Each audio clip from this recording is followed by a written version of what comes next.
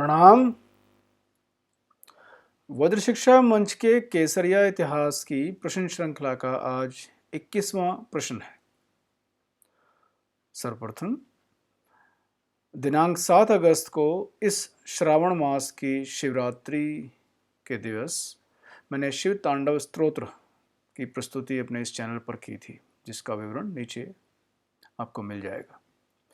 अब कल के प्रश्न के उत्तर के संबंध में कुछ, यद्यपि संख्यात्मक रूप से सबसे पहले उत्तर पूरा ठीक जो दिया था वो तरुण जी ने दिया, फिर प्रिंस जी ने दिया और फिर रेणु जी ने दिया था, लेकिन कुछ विस्तार के साथ, कुछ अधिक विवरण के साथ जो दिया था वो फिर अनु जी ने, रुचि जी ने और शशि जी ने दिया था। रुचि जी ने इतिहास भी बताया है उपनिषदों के समय का, बड़ा अच्छा लगा, आप प्रशंसा की पात्र हैं। लेकिन आज भी सर्वोत्तम उत्तर मेरी दृष्टि में पुनः शिवम जी का है, जिन्होंने पूरे विस्तार से 108 उपनिषदों के नाम भी लिखे हैं और जो 13 मुख्य उपनिषद हैं उनके भी नाम लिखे। शिवम जी, आप बधाई एवं प्रशंसा के पात्र हैं। प्रणाम।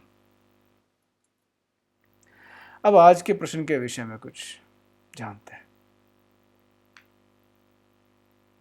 आपके निकटवर्ती एक राष्ट्र में, देश में जो हो रहा है, तालिबान जो कर रहे हैं, उससे तो आप परिचित हैं ही। तो चलिए थोड़ा सा इसी संदर्भ में बात करते हैं। भारतवर्ष पर इस्लाम के अनुयायियों का पहला सफल हमला उस समय के खलीफा के आदेश पर, जो उस समय का उनका कमांडर था, सेनापति था, वह था मोहम्मद बिन कासिम, उसके द्वारा सिंध के राजा दाहिर पर किया गया था, दाहिर सेन, जिसमें राजा दाहिर की पराजय हुई थी और उनका सिर काटकर बसरा के गवर्नर के पास भेजा गया था। तो सिर काटना कोई ऐसा नहीं है कि घटना ये तभी हुई हो, बंद हो गई हो, यह बर्बरता आज भी चल रही है। विश्वास नहीं होता ना, हम लोग सुप्तावस्था में रहते हैं, तथाकथित बुद्धिजीवी बनेंगे, या जो आजकल एक बड़ा शब्द चलता है कि हम तो सभी सेक्युलर बनेंगे, धर्मनिरपेक्ष बनेंगे। धर्मनिरपेक्षता का अर्थ नहीं समझ पाते हैं कि जहाँ धर्म ही नहीं रहेगा वहाँ अधर्म ही तो बन जाएगा।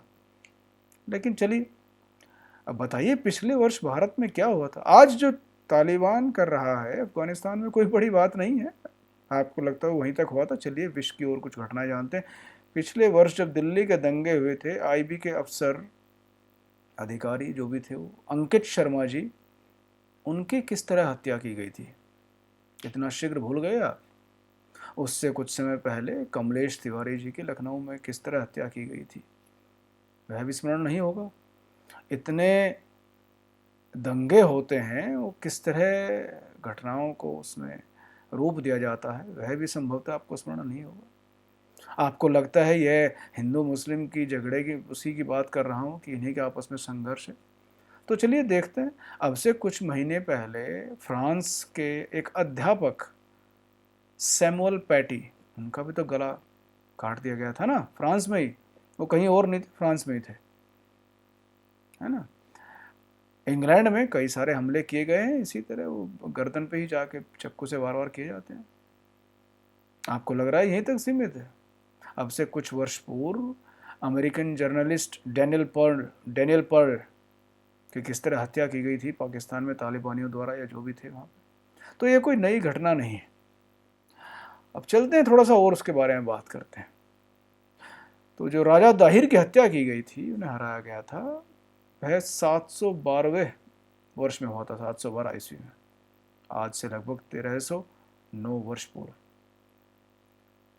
उसके पश्चात इतिहास लगभग 3 शताब्दियों तक, अर्थात 996, जिस समय भी 992, ध्यान नहीं मुझे भी वो संख्या, किस समय जब महमूद गजनी ने आक्रमण किया था, तो लगभग 3 शताब्दियों तक इस्लाम के भारत पर आतंक से शांत रहता है। इतिहास में कुछ अधिक घटनाएं हैं नहीं, लेकिन क्या आप सोचते हैं कि सच में इस्लाम ने और या इस्लाम के अनुयायियों ने उस समय तक प्रयास नहीं किए होंगे?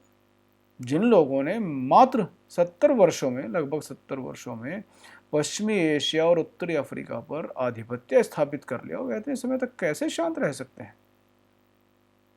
आज भी आप देख ही रहे हैं तालिबान की क्या सूचनाएं आ रही हैं प्रतिदिन। तो उस समय ऐसा क्या हुआ होगा? तो आपको थोड़ा सा हिंट देता हूं और इसी से प्रश्न संबंधित है।